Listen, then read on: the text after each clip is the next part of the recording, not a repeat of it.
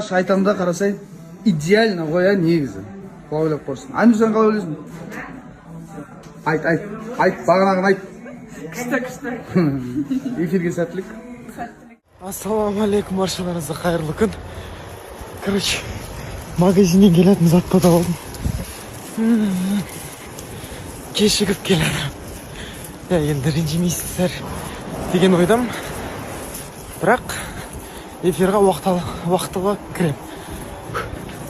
Осылай Алматының ауа райы өте суық болып тұр. Бірақ мен тез асығып осылай киіп кетіп. Ассалаумағалейкум, қайырлы күн достар, қалайсыздар, қалдарыңыз қалай? Мен эфир жаққа қарай келдім.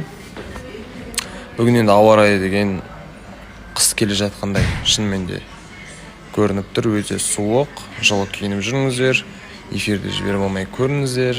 Бүгін аптаның соңғы күні, наконец ертең демаламыз десек. Сол сәтті күн болсын. Достар, қайырлы күн тағы да. Біз уже студиядамыз. Толықтай дайынбыз. Сәл ғана уақыттан кейін эфир басталады. Бүгін көңіл күйім өте күшті, тамаша болып тұр. Білесіздер ме? Маған өзіме өйстіп шашымды жайып түзу қылған ұнайды. Локоны, бұйра, оқырмандарым жазады ғой, Макош, бүгін шашыңызды бұйралап шығыңызшы деп. Маған мүлдем білмеймін, шаш бұйралау деген менің бір ең ұнатпайтын прическаларымның бірі. Сол үшін бүгін шашымның үлгісі өзіме ұнайды. Сол үшін эфирде де күшті көңілмен отырамын. Бізді өткізіп алмай, достар, көріңіздер, бүгін өте қызықты эфир болады. И мен ойлаймын, бүгін маған үміткер келу керек деп жүрегім сезіп тұр.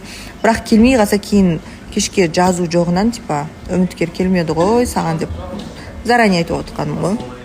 Тағы да бір сұрақ қоя кеткім келіп тұр сіздерге. Қараңыздаршы, егер де мен болашақта енді ниет бар ғой, бірақ әлі нақты білмеймін, бір курс ашатын болсам, психологиялық курстар, например, отношения между мужчиной и женщиной, как нужно вести себя в отношениях с мужчиной деген курстар болса, енді нақты емес, сіздердің ойларыңызды білгім келіп тұр, сол курсқа қатысасыздар ма, негізі қалай ойлайсыздар, мен сол профессия жайлы деп қой, сол профессия жолымен кететін болсам, қалай менде бола ма, болмай ма, получится? Мой вопрос таков.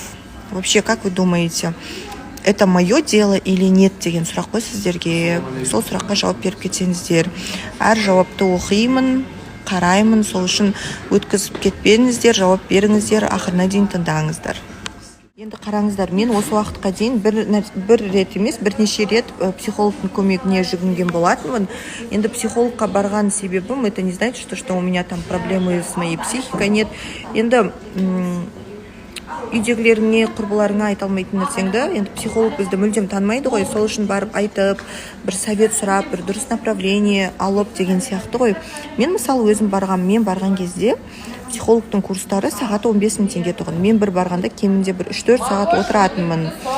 Сол үшін енді ол психологқа барғанның еш жаманшылығы жоқ деп ойлаймын. Мына жақта Регина жан даусымен шыңғырыпшы, Макош өтірік соғып жатыр.